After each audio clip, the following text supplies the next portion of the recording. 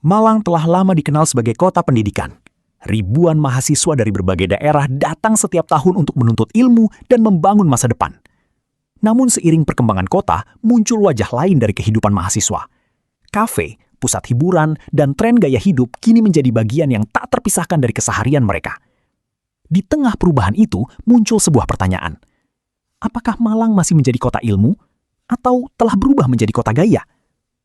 Untuk melihat fenomena ini dari sudut pandang mahasiswa, kami telah mewawancarai dua mahasiswa Universitas Brawijaya mengenai keseimbangan antara kehidupan akademik dan gaya hidup yang berkembang di kota Malang. Dari pengalaman dan pandangan mereka, tergambar bagaimana mahasiswa memaknai pendidikan, pergaulan, serta tren yang hadir dalam kehidupan sehari-hari. Akademik itu harus seimbang. Jadi kayak sebagai mahasiswa sendiri kita tuh harus mengutamakan akademik dibanding gaya hidup. Sebenarnya nggak semua bisa dipukul rata karena sometimes ada mahasiswa yang bisa menyeimbangkan antara gaya hidup dia dengan akademik dia kan, dengan pembelajaran dan segala macam.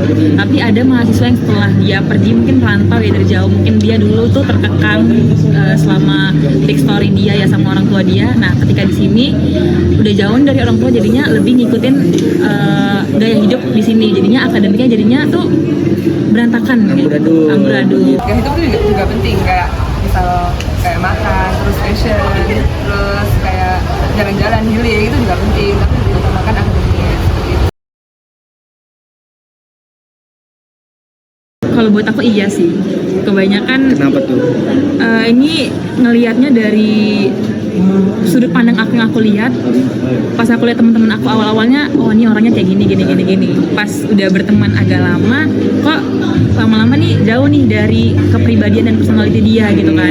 Yang tadinya anaknya tuh rumahan, aku pun kan pasti kalau kita baru ketemu kan cerita kan gimana backstory dia dan segala macam. Pas udah jauh-jauh kesini, kok jadinya lebih banyak tuh yang tadinya dia anaknya rajin belajar, jadinya tuh lebih banyak penongkinya dan segala macam. Jadinya tuh lebih ke ngikutin lingkungan dia. Tapi emang lingkungan itu pengaruhnya sangat besar sih. Jadi jawabannya iya.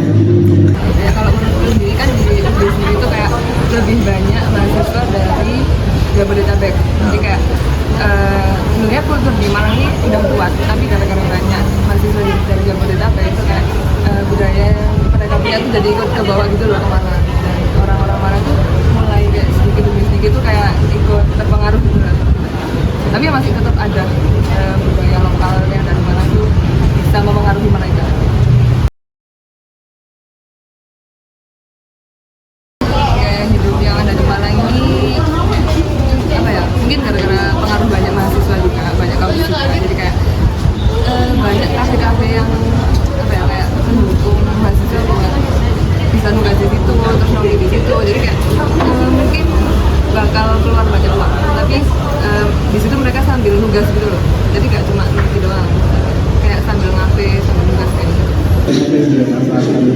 Ya sama yang tadi kayak aku bilang ya, dengan pergaulan yang sebenarnya ini nggak bisa menggambarkan Malang itu pergaulan bebas dan segala macam, tapi dengan kita melihat adanya pergaulan bebas di Malang segede itu ya ujung-ujungnya setiap mahasiswa yang pindah ke sini maunya untuk meraih akademik, tujuannya akademik, jadinya jatuhnya tuh kayak bukan ke akademik sih, malah menghancurkan akademiknya yang tadinya jadinya mahasiswa yang ambis banget, jadinya tuh nyampe sini kayak males-malesan karena emang pengaruh di Malang ini memang gede banget sih. Apalagi kan di sini kita tuh merantau semua ya. Betul. Latar belakangnya kita nggak ada yang tahu kan. Betul. Jadi kayak kalau temennya ini supaya dia bisa ngikutin temennya, kita menghilangkan personality kita yang baik, ngikutin ke temennya, ikut-ikutan. Jadinya kayak sangat besar impactnya dari lingkungan tadi. Oke.